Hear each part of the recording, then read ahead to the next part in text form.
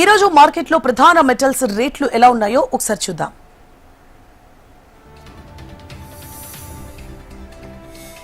నేటి బంగారం ధరలు స్వల్పంగా పెరిగాయి. 24 క్యారెట్ల 10 గ్రాముల బంగారం ధర ఈ రోజు 1,63,090 రూపాయలుగా ఉండగా 22 క్యారెట్ల 10 గ్రాముల బంగారం ధర 1,49,500 రూపాయలుగా ఉంది.